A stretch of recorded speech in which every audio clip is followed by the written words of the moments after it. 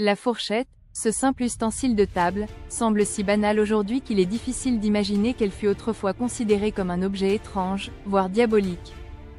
Pourtant, son introduction et son adoption progressive en Europe ont marqué un tournant culturel majeur dans l'histoire des habitudes alimentaires et des mœurs. Retour sur l'incroyable voyage de cet outil révolutionnaire.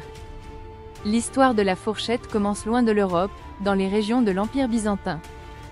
Dès le 7e siècle, des versions primitives de cet ustensile, souvent composées de deux dents droites, sont utilisées dans les cours royales pour manipuler les aliments.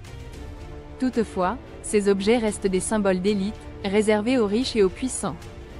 L'idée d'utiliser un outil distinct pour manger, plutôt que les mains, était alors perçue comme inutilement raffinée.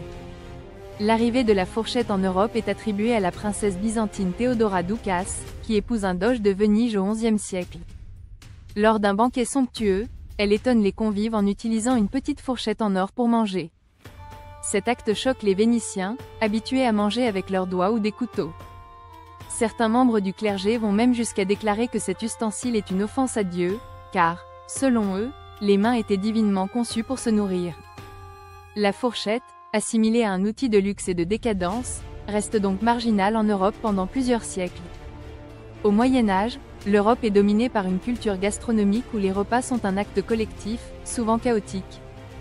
Les plats sont servis dans des assiettes communes, et les convives utilisent des couteaux personnels pour découper la viande et la porter à leur bouche. L'idée de distinguer des ustensiles spécifiques pour chaque aliment ou chaque convive est alors perçue comme futile. C'est à la Renaissance que la fourchette fait un retour discret, grâce à l'influence italienne. Catherine de Médicis, mariée au roi Henri II de France, joue un rôle clé dans cette évolution. Lorsqu'elle arrive à la cour française au XVIe siècle, elle introduit des coutumes italiennes, dont l'usage de la fourchette. Cependant, même à cette époque, l'objet reste réservé à la noblesse et continue d'être perçu avec méfiance par les classes populaires. Ce n'est qu'au XVIIe siècle que la fourchette commence à s'imposer véritablement en Europe, notamment grâce à l'évolution des coutumes de table. Le raffinement devient une marque de prestige social, et l'idée de manger avec élégance gagne du terrain. Les fourchettes à deux dents sont remplacées par des modèles à 3 ou 4 dents, mieux adaptés pour piquer et porter les aliments. À la cour de Louis XIV, l'usage de la fourchette est encouragé, contribuant à son adoption progressive dans toute la France. L'essor de la fourchette reflète aussi des changements culturels plus larges. À cette époque, les repas ne sont plus seulement des moments de subsistance, mais des actes sociaux et symboliques. La fourchette devient un marqueur de civilisation, un outil qui distingue les civilisés des barbares.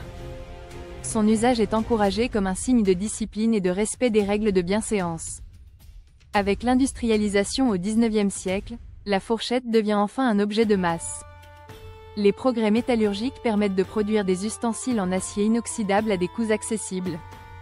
Elle entre alors dans tous les foyers, des plus riches aux plus modestes, s'imposant comme un outil indispensable du quotidien.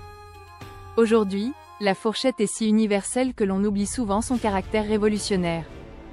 Pourtant, son introduction a modifié notre rapport à la nourriture, transformant le simple acte de manger en une expérience plus organisée et esthétique.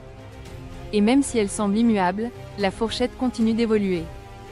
Les designers contemporains repensent ses formes et ses matériaux, tandis que des variantes spécifiques apparaissent, comme les fourchettes à fondue ou à dessert. Certaines cultures, comme au Japon ou en Chine, privilégient encore d'autres ustensiles, comme les baguettes, illustrant la diversité des traditions culinaires mondiales. Ainsi, cet objet simple, issu des traditions aristocratiques et parfois controversé, a su conquérir le monde. La fourchette reste un symbole d'adaptation, de raffinement et de modernité, témoignant que même les gestes les plus banals de notre quotidien sont souvent le fruit d'une longue et fascinante évolution.